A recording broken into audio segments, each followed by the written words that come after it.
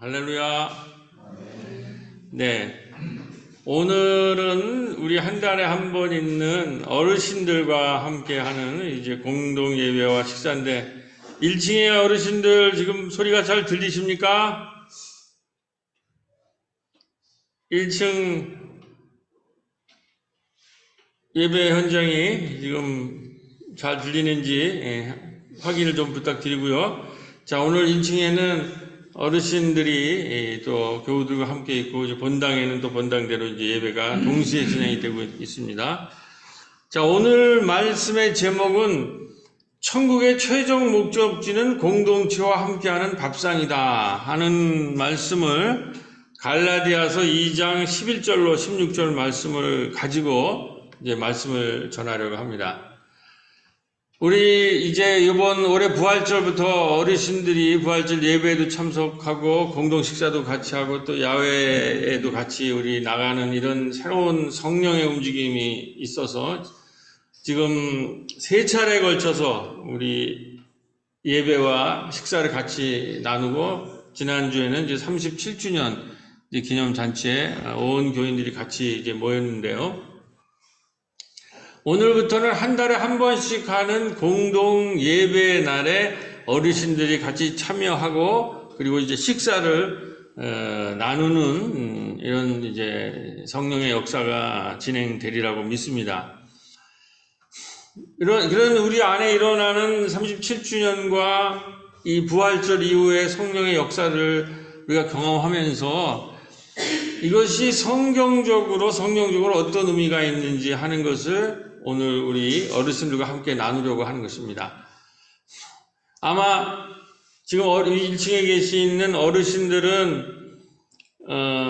이제 교회 젊었을 때 잠깐 다니셨든지 교회를 경험이 전혀 없으시든지 이런 여러 가지의 이제 경험이 있는데 이왕 이제 우리가 한 달에 한 번씩 예배도 드리고 식사도 나누는 이 상황에서 오늘 우리 어르신들에게 이제 우리 주일 예배에 공동 예배에 처음 참석하고 있기 때문에 예수님이 누구신가 하는 것을 어르신의 눈높이에 맞게 제가 오늘 말씀을 좀 준비를 했습니다.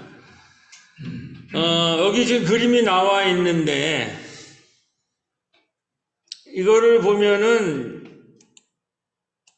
예수님은 한마디로 우리 교회에 대해서 많이 경험이 없는 일상을 살아가시다가 우리 공동체가 좋아서 공동체에서 많은 활동을 하면서 공동체에서 밥도 먹고 야외에도 같이 가다가 이제 예배를 참석하게 되시는 어르신들한테 드리고 싶은 말씀은 예수님은 이렇게 처음 예수님을 경험하는 분들에게 누구인가 여러 가지로 말씀할 수 있겠지만 우리 어르신들의 눈높이에 맞춰서 한번 얘기하면은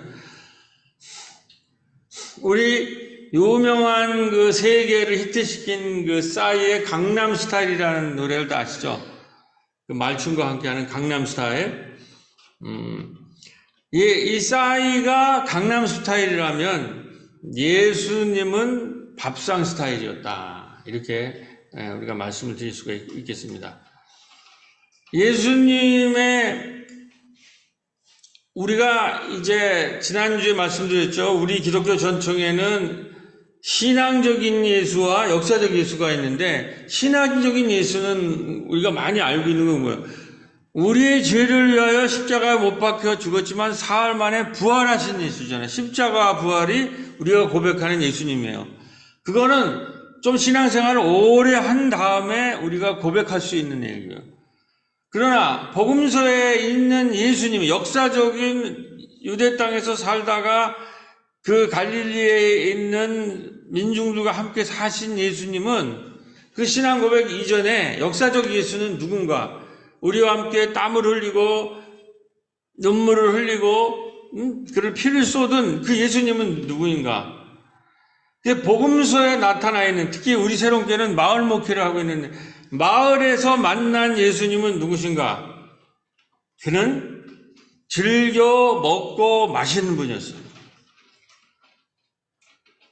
그러니까 밥상, 예수님이 가장 잘한 것이 마을 사람들과 즐겨 밥상을 펴시는 일이에요. 밥상을. 두 번째는 뭐예요? 많은 당시에 아픈 사람들이 있었어요. 밥상을 피시고 아픈 사람을 치료하셨어요. 그다음 세 번째로 가르치셨어요. 이게 3대 사역입니다. 말씀을 가르치시고 밥상을 피시고 그리고 그들을 치료하셨어요. 그리고 이 마을에 사는 백성들을 위해서 그렇게 애쓰다가 그 마을에 있는 지도자들에 의해서 마을에서 쫓겨나시게 됩니다. 그리고 항해를 하시다가 그리고 예루살렘에 오르셔서 그 예루살렘의 유대 지도자들과 로마 지도자들에 의해서 십자가에 못 박혀 죽으셨지만 사흘 만에 부활하신 분이에요. 그래서 그 이후에 일어난 초대교회는 그는 부활한 하나님의 아들이라는 신앙 고백이 나왔다는 거예요. 근데 이 신앙 고백 이전에 우리가 먼저 예수님을, 이 지상에서 활동한 예수님을 느낄 수가 있어야 돼요. 이제 우리는 주로 우리와 함께 사신 예수는 없고 그냥 신앙 고백만 있다는 거예요, 교회가. 그렇기 때문에 사람들이 교회로 들을 수가 없어요.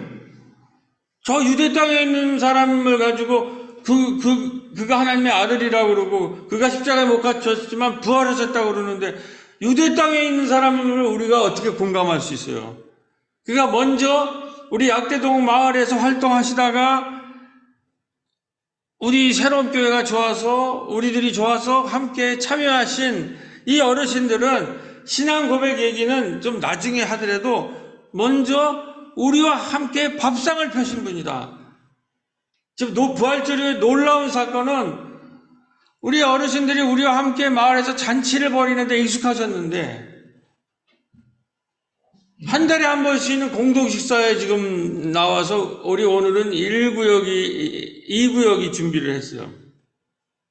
다음 달에는 아마 3구역이 준비하고 이런 식으로 어르신들과 밥상도 먹을 뿐만 아니라 그 전에 예배를 드리고 말씀을 나눈 다음에 밥상을 펴는, 이렇게 되면 예배는 뭐예요? 신앙 고백이 있는 거고 밥상은 뭐예요? 예수님의 역사적인 예수를 다 만날 수 있다. 신앙의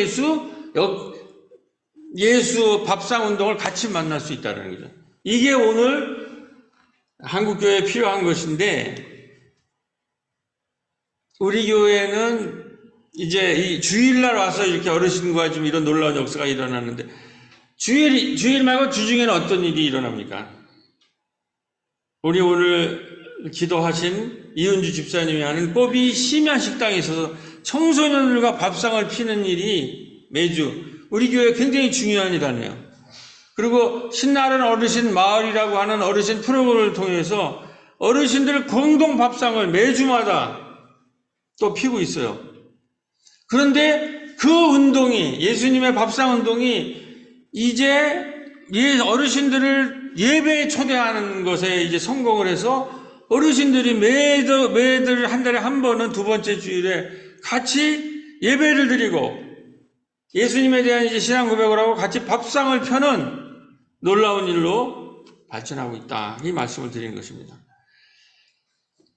그러면 예수님이 우리가 약대동 마을에서 우리는 신앙생활을 하고 공동체 생활을 하고 있는데 예수님 마을 활동하는 유명한 것이 그 유명한 갈릴리의 가버나움이라는 집.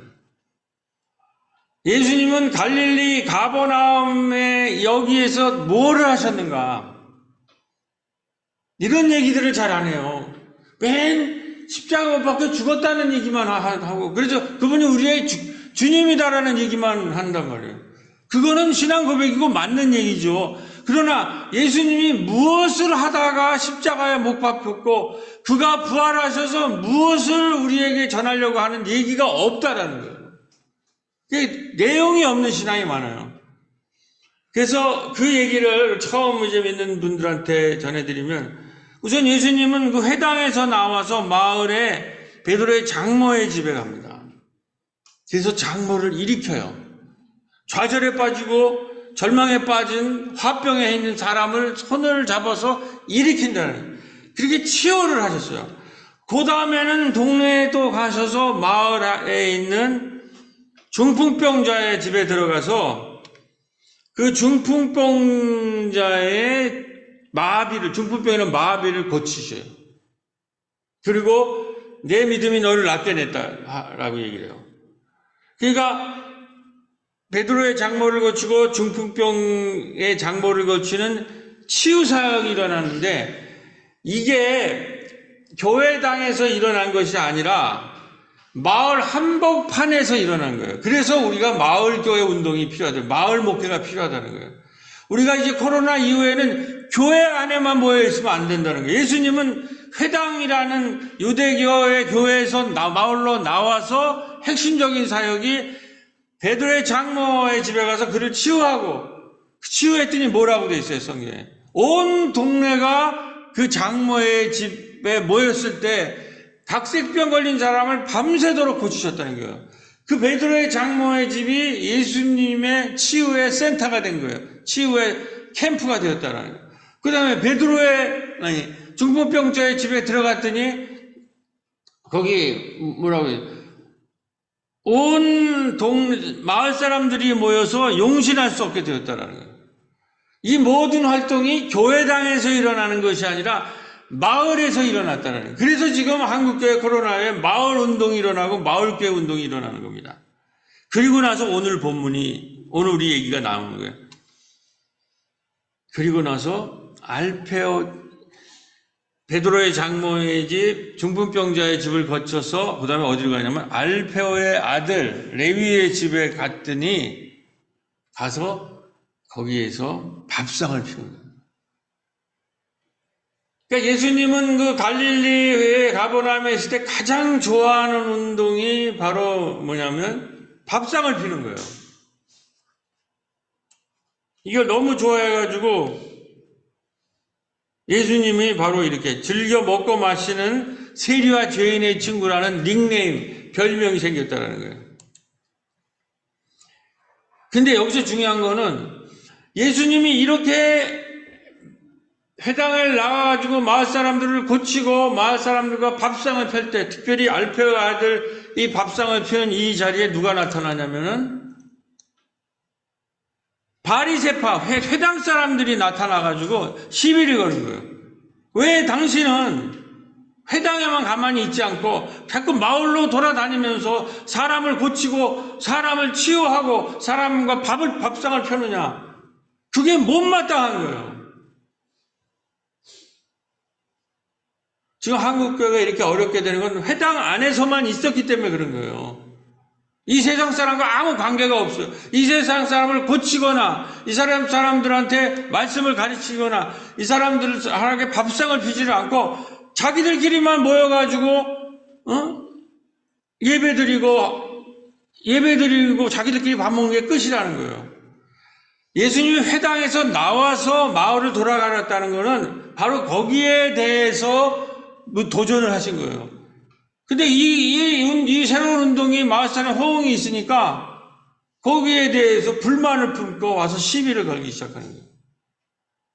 오늘도 교회에서 지역사회와 함께하고 마을과 함께하려고 하면은 교인들이 반대를 해서 못한다는 거예요. 제가 마을 목회를 하러 전국에 다니는데 강사로 제일 문제 시비를 거는 사람들이 교인들이라는 거예요. 왜 교회가 그런 우리는 예수 믿고 천당 가면 되는데 왜 자꾸 교회가 무슨 지역사회, 마을, 이웃 이런 얘기를 아까 기도했던 이런 얘기를 왜 교회에서 하느냐? 교회에 많이 모여서 교회가 부흥되면 그만이지 왜 그런 거를 자꾸 목사들이 하려고 그러고 왜 교회가 그게 중심이 아니다. 교회는 영혼 구원만 하면 된다. 이런 낡아 빠진 얘기를 자꾸 한다라는 거예요. 그게 예수 당시에도 있었다는 거예요. 그게 바로 바리새파예요. 근데 거기서 예수님이 뭐라 그래요?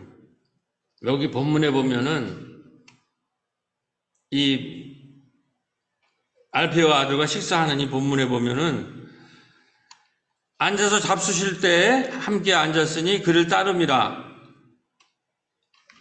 이 밥상을 펴는 일과 제자들이라는 거, 예수를 따르는 거 아니에요. 일어나서 예수를 따르는 그거와 연결을 시키고 있어요, 본문이. 다시 말해서 예수를 따른다는 것과 예수의 제자가 된다는 것은 바로 우리의 가정과 마을을 알페의 아들 레위의 집 밥상처럼 밥상 공동체로 만드는 거예요. 밥상 공동체로 만드는 것이고, 제자가 된 것은 바로 이러한 하나님 나라의 밥상 공동체에 참여하는 것을 말하는 거예요. 그러니까 마가복음에 있어서는 우리가 천국이라, 천국 이런 얘기 하잖아요. 예수 믿고 천국 가라, 천당아. 천국은 죽은 다음에 가는 게 아니에요. 성소 우리가 성소를 잘 읽자 그러잖아요. 천당은 죽은 다음에 가는 나라가 아니라 우리들 가운데에 이 레위의 집 안에서 밥상을 차렸듯이 그 밥상에 참여하는 것, 그것이 예수의 행위가 바로 천국 행위고, 거기에 참여하는 것이 우리가 제자가 되는 것이고, 예수님의 마을에서 궁극적인 목적은 이웃과 함께 밥상을 차리고, 거기에 예수 믿는 자들이 거기에 참여를 하고, 그래서 함께 공동체가 식사를 하는 그것 자체가 목적이고, 그것 자체가 천국인 줄로 믿습니다.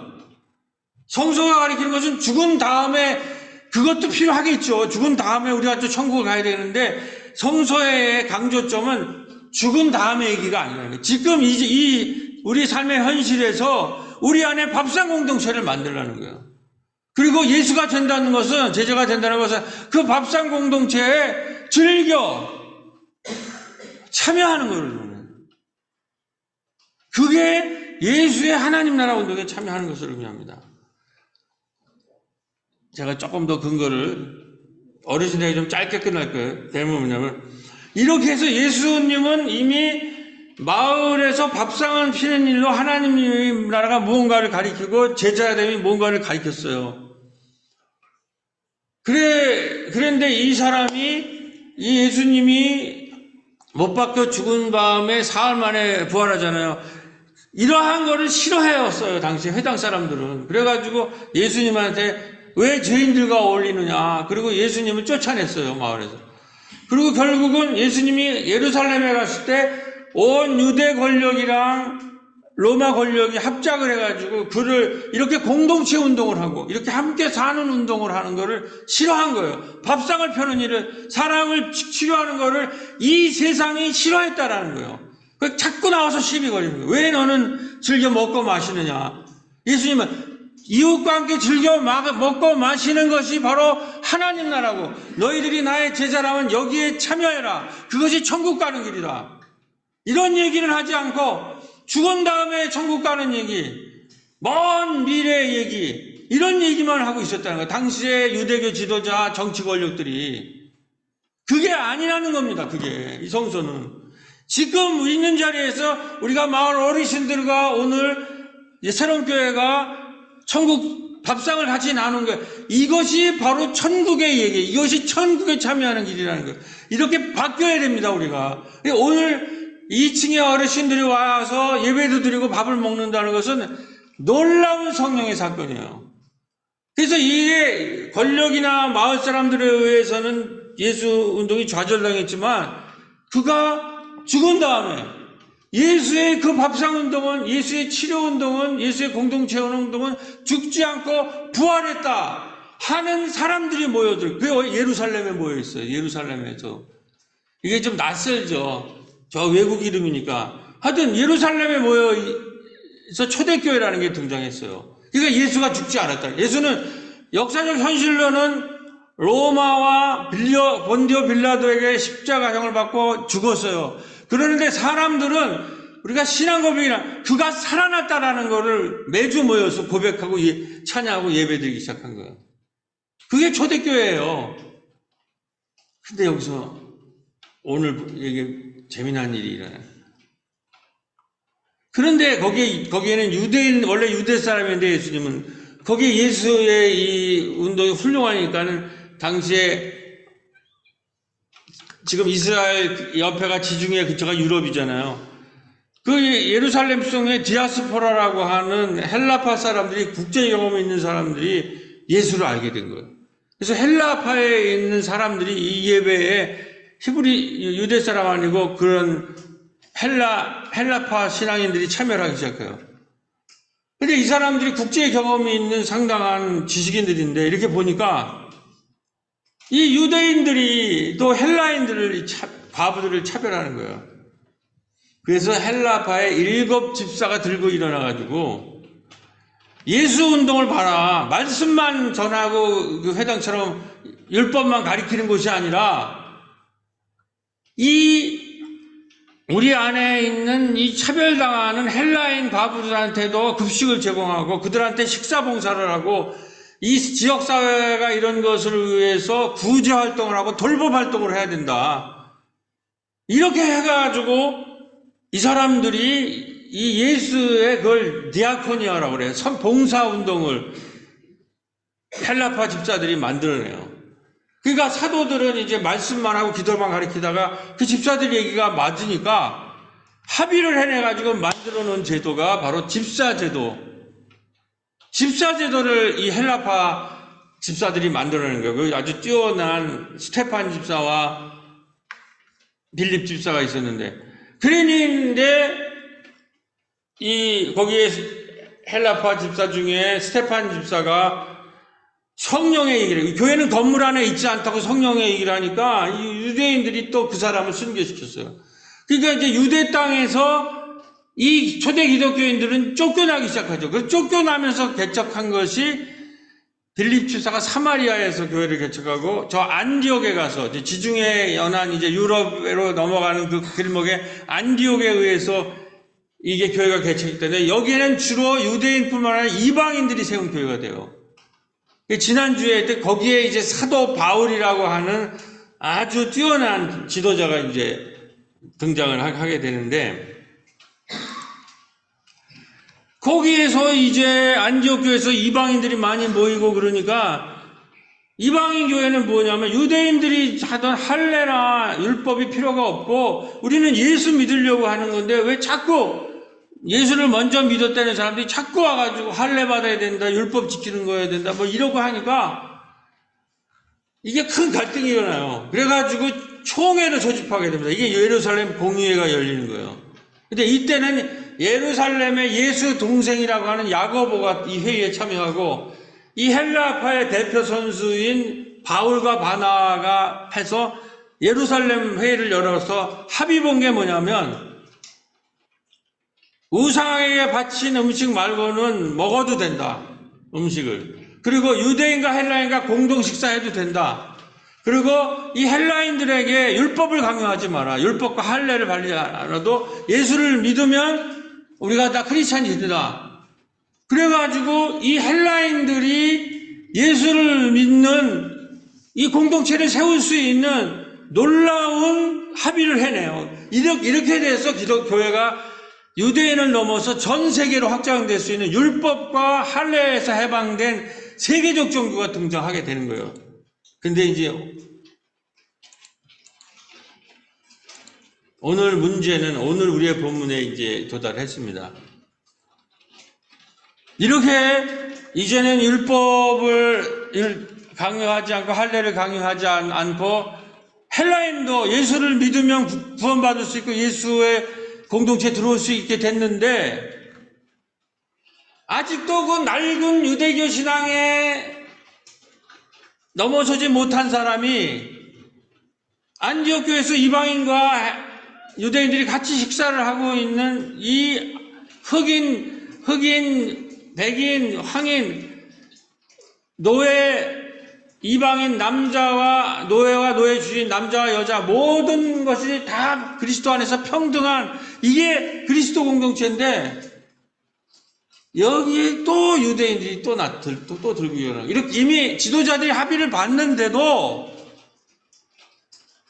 이 사람들이 이방인과 밥을 먹는가 할례를 교회에서 실시하는가 이걸 감시하러 야고보는 예수 동생이지만 아직 유대교로 완전히 벗어나지 못했는데 워낙 베드로와 바나바가 뛰어나니까 꺾지를 못하고 인정을 했는데 아직도 그 예루살렘에는 그런 유대교의 낡은 의식을 갖고 있는 사람이 내려와가지고 밥을 먹나 하고 감시하러 내려왔는데 그 예수의 12제자의 수장인 베드로랑 바울을 이 안디옥 교회에 데리고 온 바나바가 유대 할례 받은 유대인들이 내려오니까 겁을 먹고 식사를 하다가 도망쳐버린 거예요. 그거를 갈라디아서에 오늘 사도 바울이 쓰는 거예요. 사도 바울은 사실은 베드로랑은 상대가 안 되는 사람이에요. 근데 이게 잘못됐다, 이 사도들이. 왜 예루살렘 공회에서 다 하고 유대인과 이방인들은 서로 평등하고 할례나 율법을 폐하고 우리가 한 공동체가 되는 거를 하기로 했는데 왜 도망가냐 말이에요. 그래가지고 자기가 여기 뭐냐면 자기가 베드로를 꾸짖었다고 나와요, 본문에는. 굉장히 담대한 사람이죠. 이렇게 해서 사도 바울이 일약 이 초대교회 스타로 등장합니다. 그리고 그 유명한 이신칭이라고 하는 기독교의 복음이 완성이 되는 거예요. 이신칭의 핵심이 뭐예요? 우리가 율법에 의해서 의롭지 하게 되지 않고 오직 믿음에 의해서 의롭게 된다는 말이 뭐예요? 율법은 뭐예요? 율법을 이방인들한테 자꾸 강요하지 말라는 거예요. 교회 다니는데 자꾸 옵션을 자꾸 부여하지 말라는 거예요. 뭐 너는 뭘 해라, 이거 해라, 저거 해라. 이렇게 법의 체들이 이 장벽을 자꾸 설치하지 말라는 거예요. 좀 못났건 잘났건 누구나 그리스도 안에서는 예수 그리스도를 믿는다고 고백하면 누구나 다 그런 한 형제가 될 수 있다는 거예요. 그런데 무슨 내가 할례를 받았느니 나는 율법을 뭐 잘하느니 나는 뭐 성서를 너보다 뭐 몇 번 읽었느니 이런 되도 않는 이런 얘기를 가지고 자꾸 자기 주장하지 마라. 그 율법에 의해서 우리가 예수 앞에서 의롭다함을 얻을 수 없다는 얘기예요.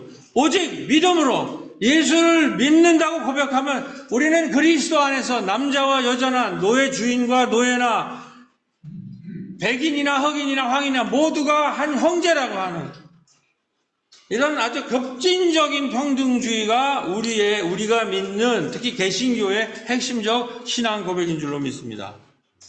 이렇게 되면서 바울의 이신칭의 교리가 기독교의 핵심 교리로 하고 바울은 초대교회에 베드로와 맞먹는 사도가 되고 그 다음에 그걸 상징하고 이 다음 장에 제가 다다음 주에 설교하려고 그러는데 예루살렘 국제 모금 운동에 참여하게 돼. 에큐메니칼 운동이 전개되게 돼 있어요.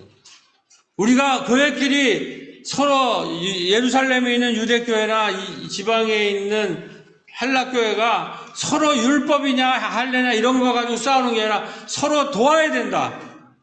그래서 예루살렘 교회가 어려움에 처해 있을 때 모금을 해가지고 사도 바울이 그들을 지원하러 간 이런 에큐메니칼 운동이 아주 폭이 넓은 이 좁아 터진 유대 율법 종교가 아닌 성령의 종교가 탄생하는 줄로 믿습니다. 자, 그런 의미에서 2023년 약대동에서 일어난 이 성령의 사건은 뭐냐? 우리가 이렇게 이 부활절에 어르신들이 참여하신 거예요. 예배 처음으로 밥을 같이 드시고 예배를 드리고 그리고 회당을 한 거예요. 그리고 우리 교회 여행 예배가 있는데 그때도 우리 이 구역의 어르신들이 참여했어요. 이때 13명, 이때 7명 오셨어요. 그리고 37주년 친구야 한번 밥 먹자에 무려 16명이 왔어요. 제가 그 대구 NCC 강연을 할 기회가 있었는데 그때 제가 가서 말했어요. 우리 약대동에 이런 놀라운 역사가 있어요. 어느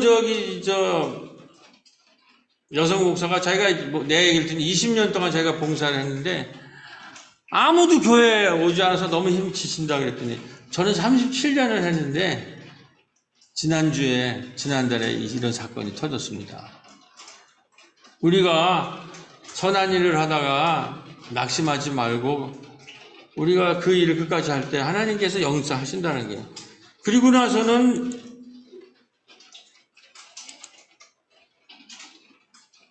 그 이후로 이 감동이 지속되는데 지금 우리가 본당에서 예배 드리잖아요. 1층에서 어르신들이 예배를 드리고 이게 뭐냐면은 교회 안에서 교인들도 모일 뿐만 아니라 마을 사람들이 와서 같이 참여하는 교회가 되어야 된다는 거예요. 그리고 이게 주일에 일어나는 거죠. 이것이 신앙 고백이라는 게, 안디옥 교회에 신앙 고백이 있어야 되고, 이게 뭐예요? 교회 밖에서 마을 사람과 한테 밥상을 펴고 치료를 하고 하는, 이게 뭐예요? 이게 역사적 예수가 마을에서 사실 활동 아니에요. 이게 안디옥 교회에서 결합이 되기 때문에 안디옥 교회가 우리 37전 이후에 우리가 가야 될 길이라는 거예요. 우리가 계속 마을 사람들을 초대하고 우리의 신앙 고백을 할 뿐만 아니라 끊임없이 지역사회에서 예수님이 한 사람들을 치료하고 사람들에게 사랑과 함께 밥상을 펴고 이웃을 사랑하는 이 일이, 그래서 이 일이 만나서 터진 기적의 역사가 바로 우리 안에 밥상 공동체, 예배도 드리고 지금 어르신이 밥상도 펴는 이 일이 지금 일어나고 있는데, 이게 이제 매달 한 번씩 우리가 모이는데 구역 예배로 구역들이 이 밥상을 이제 펼칠 거라는 거예요.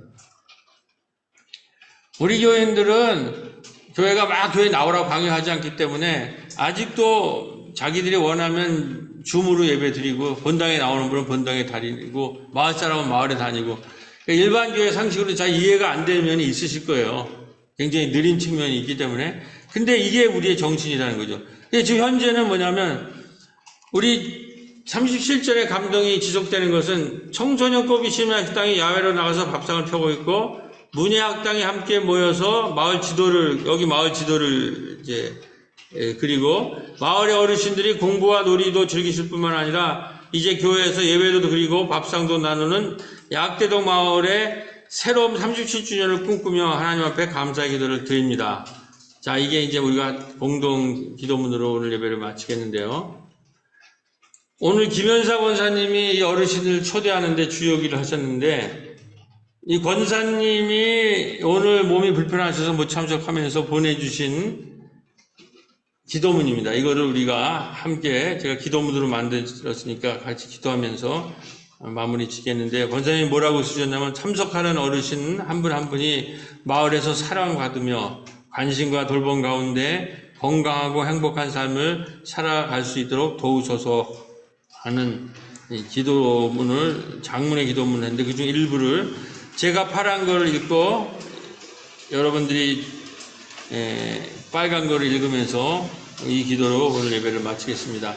그 1층에 계신 어르신들도 말은 읽기를 크시고 우리 이승원 목사님 함께 참여를 부탁을 드립니다. 다 함께 예수님 앞에서 기도드리시겠습니다. 주님, 마을에 신나는 어르신 마을을 진행하고 있습니다. 수고하는 봉사자들이 더 이상 지치지 않고 잘할 수 있도록 도우소서.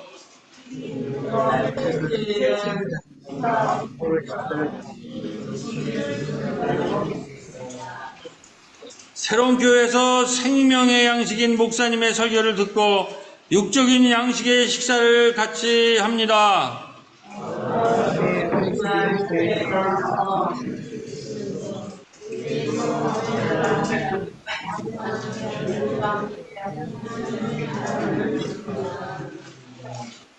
우리 새로운 교회에서 지난달에는 1구역에서 식사를 준비했습니다. 그리고 이번 주는 2구역에서 점심을 준비하여 함께 하기로 했습니다.